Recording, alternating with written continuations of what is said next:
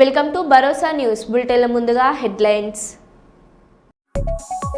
విజయవాడలో భారీ అగ్ని ప్రమాదం.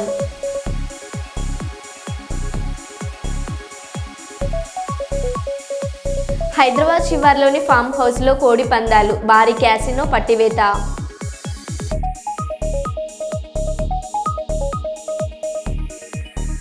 ఆదివాసీ సాంప్రదాయాలతో సమ్మక్క సారలమ్మలకు ప్రత్యేక పూజలు నిర్వహించిన గిరిజన పూజారులు.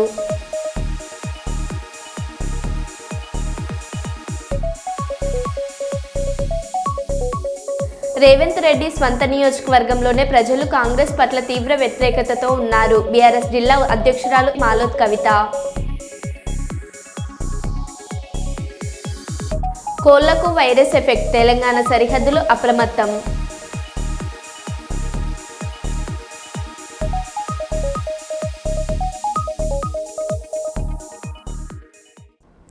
ఇక వివరాల్లోకి వెళ్తే, కోళ్లకు వైరస్ ఎఫెక్ట్, తెలంగాణ సరిహద్దులు అప్రమత్తం.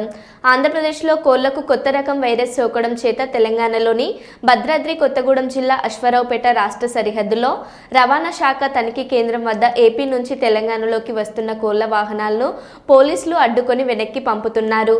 ఏపీలోని డెల్టా ప్రాంతంలో పలు పౌల్ట్రీ ఫామ్లో లక్షలాది కోళ్లు మృత్యువాత పడడం, ల్యాబ్ టెస్టుల్లో కోళ్లకు highly pathogenic avian influenza virus positive అని తేలడంతో ఖమ్మం, భద్రాద్రి జిల్లాల్లో సరిహద్దులను తెలంగాణ ప్రభుత్వం కట్టుదిట్టం చేసింది.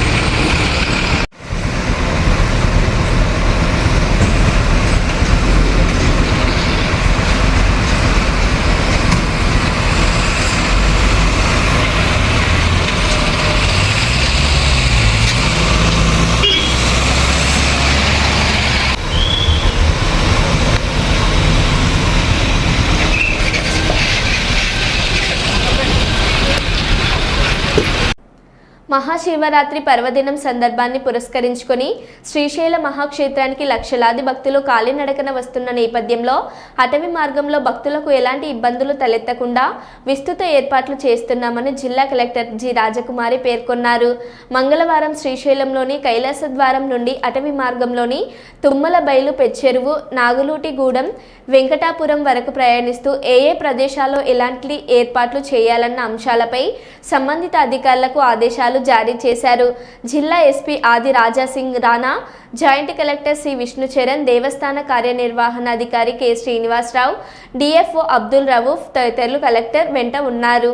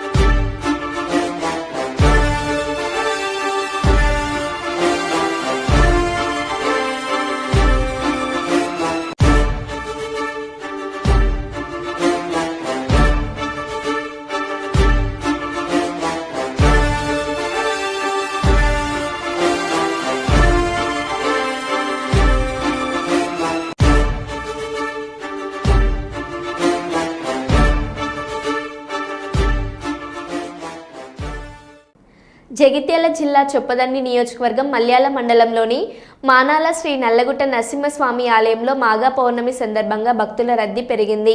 స్వామివారికి మాఘ పౌర్ణమి సందర్భంగా ప్రత్యేక పూజలు, అభిషేకాలు నిర్వహించారు. కాగా స్వామివారి బ్రహ్మోత్సవాలు రథయాత్రతో ముగించనున్నట్లు ఆలయ సిబ్బంది తెలిపారు. ఇక్కడ ప్రతి ఏడాది మాఘ పౌర్ణమి రోజున పెద్ద ఎత్తున జాతర జరుపుకొని భక్తులు వారి మొక్కులను స్వామివారికి అర్పించుకుంటారు.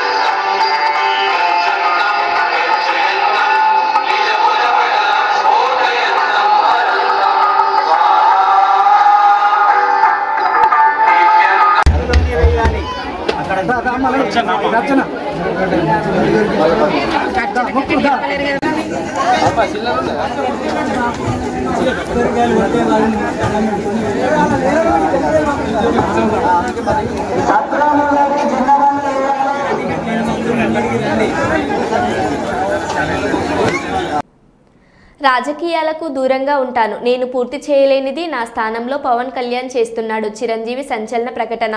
ఈ మధ్య నేను వాళ్ళకి వీళ్ళకి దగ్గరయ్యాను, పలానా పార్టీలో చేరుతానని అనుకుంటున్నారు, కానీ అలాంటిది ఏమీ లేదు. రాజకీయాల పరంగా నేను అనుకున్న లక్ష్యాలను, సేవాభావాలను పూర్తి చేయడానికి పవన్ కళ్యాణ్ ఉన్నాడు.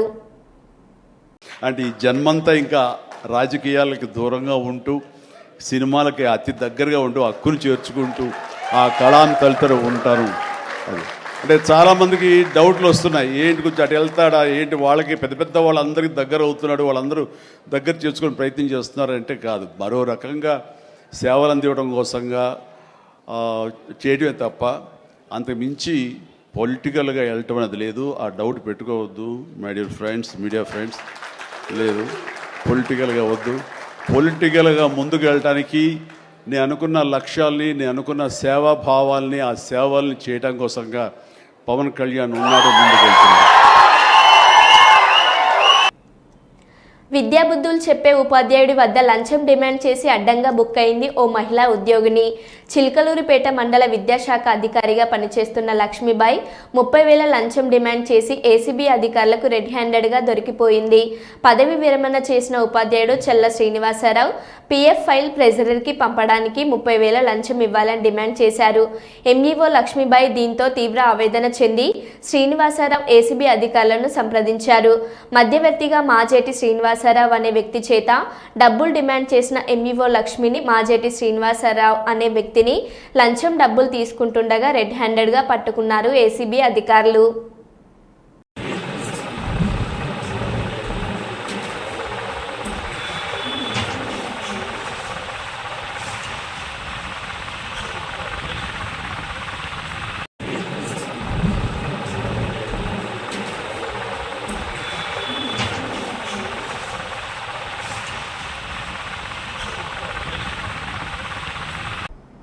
వరంగల్ సిపి అంబర్ కిషోర్ నేడు ఐనవోలు పోలీస్ స్టేషన్ను ఆకస్మిక తనిఖీ చేశారు. ఈ రోజు ఉదయం ఐనవోలు పోలీస్ స్టేషన్కు చేరుకున్న పోలీస్ కమిషనర్ ముందుగా స్టేషన్ భవన పరిసరాలను పరిశీలించారు. అనంతరం శివరాత్రి పండుగ వేళ ఐనవోలు దేవాలయంలో బందోబస్తు వివరాలను ఎస్ఐ శ్రీనివాస్ను సిపి అడిగి తెలుసుకున్నారు. సిపి వెంట ఏసీపీ తిరుపతి ఉన్నారు.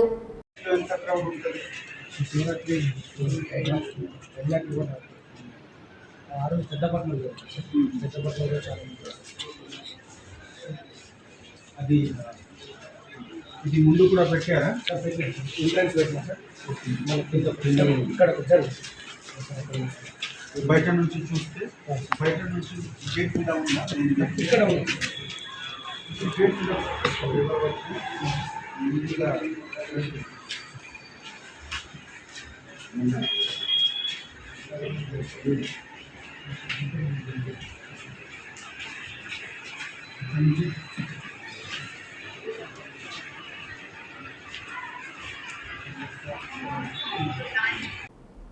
ప్రతి భక్తులు ఒక్కొక్కరిగా సంతోషిమాత అమ్మవారికి అభిషేకం చేయడం కల్పించామని అర్చకులు పూర్ణ అన్నారు. వరంగల్ హంటర్ రోడ్లోని దారా రాజ్యలక్ష్మి గారి సంతోషిమాత జ్ఞాన మందిరంలో మాఘశుద్ధి పౌర్ణమిని పురస్కరించుకుని సహస్ర కళాభిషేకం జరిపారు. ఈ కార్యక్రమంలో 1000 రాగి కలశంలో నీటితో అభిషేకం భక్తులచే నిర్వహించారు. నిత్యం ఆలయంలో అర్చకులే గర్భగుడిలోకి వెళ్లి అభిషేకం చేయడం జరుగుతుంది. కానీ ఈ రోజు మాఘశుద్ధి పౌర్ణమి సందర్భంగా సంతోషిమాత అమ్మవారికి భక్తులచే అభిషేకం చేయించడం జరిగింది. ఆలయంలో భక్తులకు నిత్య అన్నదాన ప్రసాద వితరణ నిర్వహిస్తున్నామని అర్చకులు పూర్ణ తెలిపారు.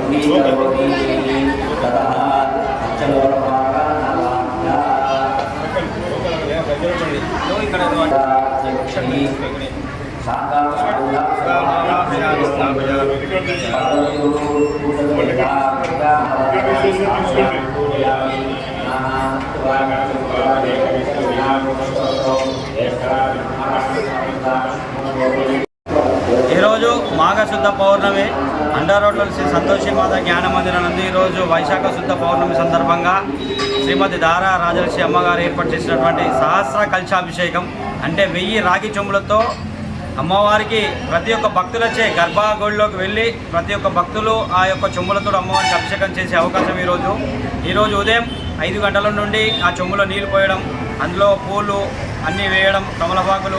ఇప్పుడు పూజా కార్యక్రమం దగ్గర పడ్డది. మరి ఒక 10-15 నిమిషాలు అభిషేక కార్యక్రమం కూడా మొదలవుతుంది.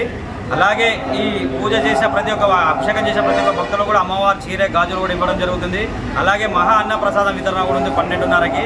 వచ్చిన భక్తులందరికీ కూడా అంటే సంతోషమాత అంటే పులుపు పనిచేయదు కాబట్టి ఎవరు కూడా తినకుండా వస్తారు. ఏం తినకుండా వచ్చిన వాళ్ళే గర్భగుడిలో వెళ్ళి అభిషేకం చేసే అవకాశం కూడా వాళ్ళకి కూడా మనం అన్న ప్రసాదంగా అన్నదానం పెట్టడం జరుగుతుంది. వాళ్ళ భక్తులందరూ కూడా అధిక సంఖ్యలో పాల్గొని అమ్మవారి యొక్క దీవెన పొంది అమ్మవారి ప్రతి ఒక్క భక్తులకి ఇది ఒక సువర్ణ అవకాశం ఏంటంటే సంవత్సరానికి ఒకటే రోజు.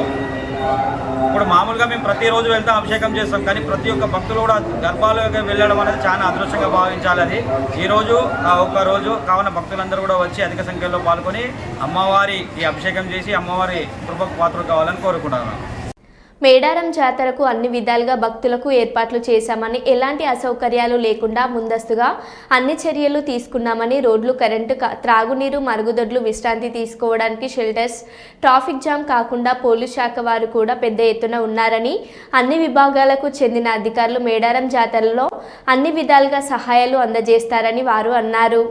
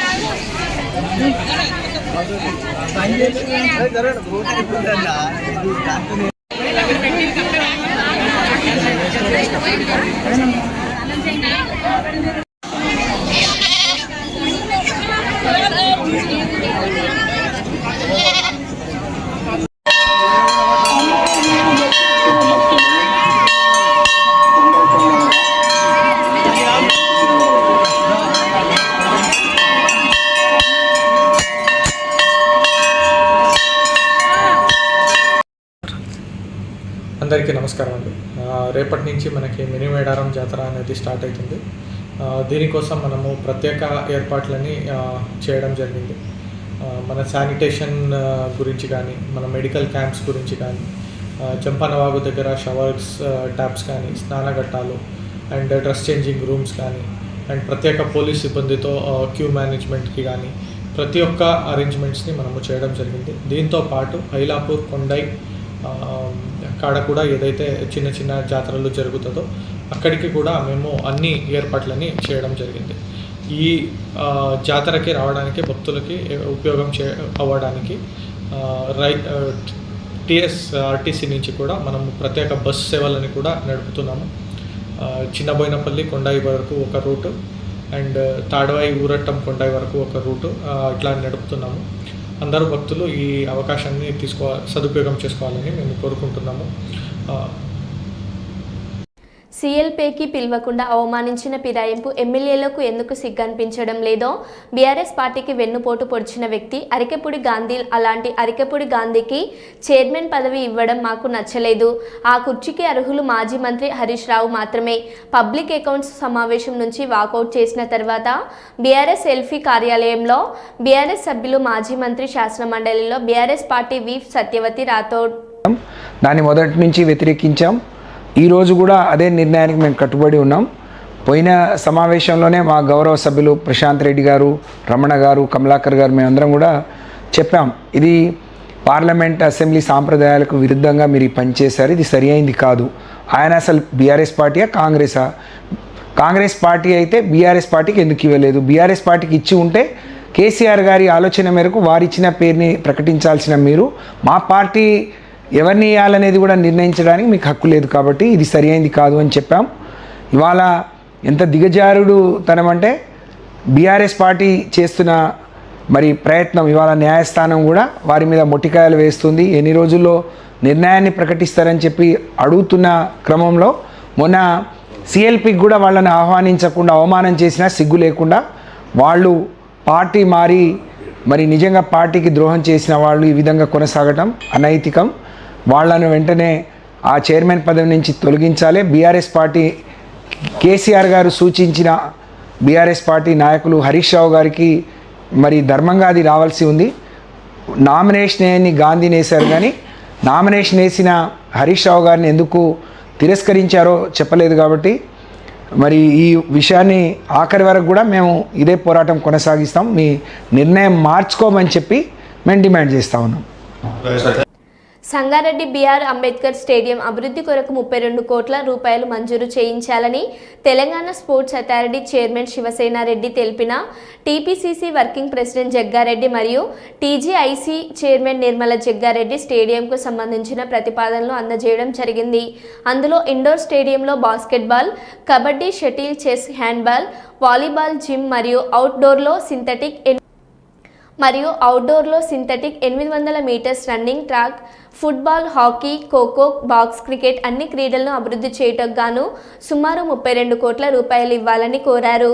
ఈ కార్యక్రమంలో మాజీ గ్రంథాలయ చైర్మన్తో పాజీ Anand Kishan, marketing committee chairman Ramachandar Naik, Kandi mandal Congress party అధ్యక్షుడు మోతీలాల్, యూత్ కాంగ్రెస్ నాయకులు కూన సంతోష్, కిరణ్ తదితరులు పాల్గొన్నారు. మేజర్గా ఏంటంటే గత కొన్ని సంవత్సరాల క్రితం మనకు స్పోర్ట్స్ హాస్టల్ ఉండే,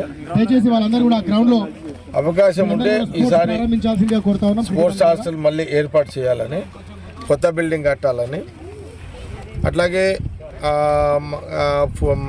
ఫుట్బాల్ మ్యాచ్ కోచ్ కానీ, వాలీబాల్ కోచ్ కానీ అట్లాగే ఇవి ఇంకా లైటింగ్ ఏర్పాట్లు కానీ, ఇండోర్ స్టేడియం కావాలని. ఈ ఇండోర్ స్టేడియం చాలా పెద్దగా ఉండాలి. ఇండోర్ స్టేడియం కూడా ఏంటంటే ప్రధానంగా అందులో ఇండోర్ స్టేడియంలో badminton, volleyball and indoor stadium ఏమున్నాయి ఇంకా gym volleyball gym volleyball kabaddi boxing basketball badminton ఇవన్నీ కూడా షటిల్ కూడా ఇవన్నీ ఇండోర్ స్టేడియంలో ఉండాలి. మిగతా అన్ని క్రికెట్కి సంబంధించి కానీ ఫుట్బాల్కి సంబంధించిన కోచెస్ లేరు. అంటే ఇది జిల్లా హెడ్ క్వార్టర్ మనకు ప్రధానంగా దాదాపు 5-6 కాన్స్టిట్యూన్సీలో కానీ చుట్టుపక్కల విలేజెస్ ఈ గేమ్లో ఇంట్రెస్ట్ ఉంటారు. ఇప్పుడు కూడా రెగ్యులర్గా ఆడుతుంటారు. కాబట్టి కొంత మనం దాదాపు అందుకే ఒక 32 కోట్లతో దీన్ని డెవలప్ చేయాలని మన వాళ్ళందరూ నా సంతు కానీ సేటు మన కిరణ్ చాలా రోజుల నుంచి మనం ఇక్కడ ఇంకోటి ఏంటంటే లోకల్గా డిమాండ్ స్టూడెంట్స్ వైపు నుండి ఎంప్లాయీస్ వైపు నుండి ఎవరైతే స్పోర్ట్స్ మీద ఇంట్రెస్ట్ ఉంటుందో వాళ్ళందరూ ఇంట్రెస్ట్ ఉన్నది. మనం పోయిన గవర్నమెంట్లో 10 years ఏం చేయలేకపోయినాము. ఇప్పుడు మన కాంగ్రెస్ గవర్నమెంట్ ఉంది కాబట్టి దట్ శివసేన రెడ్డి ఇప్పుడు దాని చైర్మన్ ఉన్నావు కాబట్టి దీన్ని ఈరోజు ఇది ఒకటి కొంత పెట్టిస్తే బాగుంటుంది. అది చిలుకూరు బాలాజీ ప్రధాన అర్చకులు రంగరాజన్పై జరిగిన దాడిని ఖండించిన జగిత్యాల జిల్లాలోని ప్రముఖ పుణ్యక్షేత్రం కొండగట్టు దేవాలయ అర్చక బృందం అట్టి దాడిని ఖండిస్తూ రంగరాజన్కు పూర్తి మద్దతు తెలుపుతున్న కొండగట్టు ఆలయ అర్చక బృందం. శ్రీమన్నారాయణ చరణౌ శరణం ప్రపద్యే. మన ఆంజనేయ స్వామి దేవస్థానం కొండగట్టు అర్చక బృందం తరఫున చిలుకూరు బాలాజీ దేవాలయ ప్రధాన అర్చకులు రంగరాజన్ గారికి మేము మద్దతు తెలుపుతున్నాము. అదేవిధంగా మనకు ఆన్లైన్ మాధ్యమంలో కూడా తెలుస్తుంది రామరాజ్య స్థాపకులు ఎవరో వెళ్ళి మన రంగరాజన్ గారిని కూడా బాధ పెట్టినట్టుగా వారి మీద దాడి చేసినట్టుగా మనకు తెలుస్తుంది. మేము ఇది కొండగట్టు ఆంజనేయ స్వామి దేవస్థానం వైదిక బృందం తరఫున ఖండిస్తున్నాం. వారికి మా కొండగట్టు ఆంజనేయ స్వామి దేవాలయానికి వారి తండ్రి గారినటువంటి సౌందర్య రాజన్ గారు కూడా అవినాభావ సంబంధం కారణంగా ఉంది. ఏది ఏమైనప్పటికీ కూడా ఆలయంలో ఉండే అర్చకులందరూ కూడా నిరంతరం భగవంతుని నమ్ముకొని వారికి సేవ చేస్తున్నారు. వారు రామరాజ్య స్థాపనకి ఎప్పటి నుండో కూడా పాటుపడుతున్నారు. ఎవరో కొత్తగా వచ్చి వారు నేర్పవలసింది కూడా ఏమీ లేదు. వారు నేర్పాలనుకుంటే కూడా వారు మత మార్పులు చేస్తున్నట్టు హిందువులను మార్చాలే తప్ప అర్చకుల మీద ఇలా దాడి చేయడం అనేది మేము తీవ్రంగా ఖండిస్తున్నాం. అర్చకులందరూ కూడా నిరంతరం భగవంతుడు సేవ చేస్తూ భక్తులకు హిందూ సామ్రాజ్యాన్ని భక్తిని పెంపొందిస్తున్నారు. రంగరాజన్ గారు మన తెలంగాణ రాష్ట్రంలోనే ప్రముఖ దేవాలయం. అక్కడ వెళ్ళి చూసినట్టయితే హిందువుల యొక్క గొప్పతనం వారు చేస్తున్నటువంటి సేవలు కూడా మనం ఎంతో కూడా ప్రశంసనీయంగా ఉంది. వారు హిందూ దేవాదాయ ధర్మాదాయ చట్టంలో కూడా అనేక మార్పులు చేయడానికి వారు కానీ వారి తండ్రి గారు సౌందరరాజన్ గారు కూడా పాటుపడి ఉన్నారు. మాలాంటి వంశపారంపర్య అర్చకులందరూ కూడా కలుపుకొని గత కొన్ని సంవత్సరాలుగా కూడా వారు సేవ చేస్తున్నారు. అలాంటి వారిని దాడి చేయడానికి మేము అందరం కూడా ఖండిస్తున్నాం. దీనికి తెలంగాణ ప్రభుత్వం కూడా స్పందించినందుకు తెలంగాణ ప్రభుత్వానికి ముఖ్యమంత్రి గారికి మా యొక్క దేవాదాయ శాఖ మంత్రి కొండ సురేఖ గారికి కూడా ధన్యవాదాలు తెలియజేస్తున్నాం. ఇదే విధంగా ఏ దేవాలయంలో అర్చకులు అయినప్పటికీ కూడా ఏ ఆగమమైనా కావచ్చు, ఏ సాంప్రదాయమైనా కావచ్చు, అర్చకులందరికీ కూడా వారు వెన్నుదండుగా ఉండాలని చెప్పి కోరుకుంటున్నాం. దీన్ని మేము తీవ్రంగా ఖండిస్తున్నాం. శ్రీమతి రామానుజానమ జయ హనుమాన్ జై శ్రీరామ్. జై శ్రీరామ్. జై శ్రీరామ్. జై శ్రీరామ్. జై శ్రీరామ్. జై శ్రీరామ్. ఫిబ్రవరి 12న మాఘ పూర్ణిమ సందర్భంగా ప్రయాగ్రాజ్కు భారీగా భక్తులు తరలివచ్చే అవకాశం ఉన్నందున అధికారులు అప్రమత్తమయ్యారు. ఎలాంటి ఇబ్బందులు తలెత్తకుండా ఉండేందుకు వీలుగా కఠిన ఆకాంక్షలను అమల్లోకి తీసుకొచ్చారు. ఇవాళ ఉదయం 4 గంటల నుంచి కుంభమేళా ప్రాంతాన్ని నో వెహికల్ జోన్గా మార్పు చేశారు. సాయంత్రం 5 గంటల నుంచి ప్రయాగ్రాజ్ మొత్తాన్ని నో వెహికల్ జోన్గా మారుస్తామని అధికారులు తెలిపారు. ప్రయాగ్రాజ్లో నిత్యం 1.44 కోట్ల మంది భక్తులు పుణ్యస్నానం చేస్తున్నారని అధికారులు తెలిపారు.